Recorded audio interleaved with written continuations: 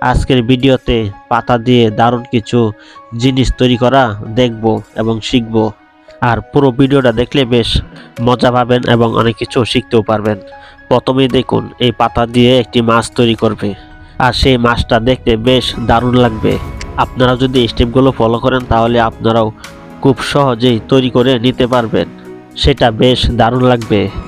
এখানে দেখুন কিছু পাতা আর একটা ওয়ান টাইম কাপ, আর সেই কাপের ভিতরে পাতাগুলোকে বাস করে একটু আটা দিয়ে লাগিয়ে দিন।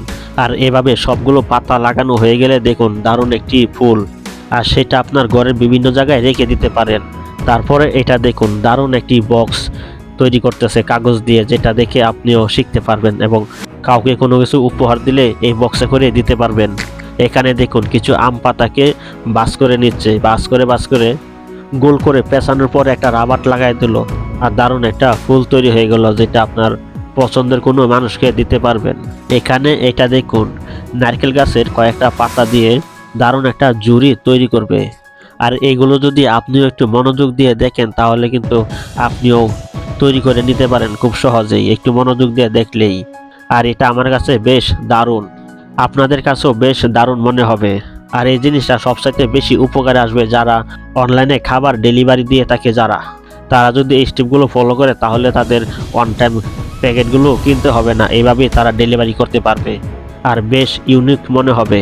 আর এখানে দেখুন কিছু পাতা একটার উপরে একটা লাগিয়ে তারপর একটা কাঠের উপরে পেঁচে নিন, আর দেখুন দারুণ একটি ফুল। এটা আপনার ঘরের বিভিন্ন জায়গায় রাখতে পারবেন, যা অনেক সুন্দর লাগবে।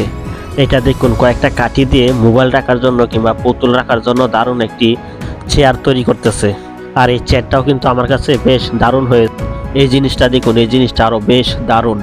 এই জিনিসটা দিয়ে আপনার ঘরকে আরও সৌন্দর্য বাড়াতে পারবেন, শুধু একটু স্টেপগুলো ফলো করলে আপনিও তৈরি করে ফেলতে পারেন।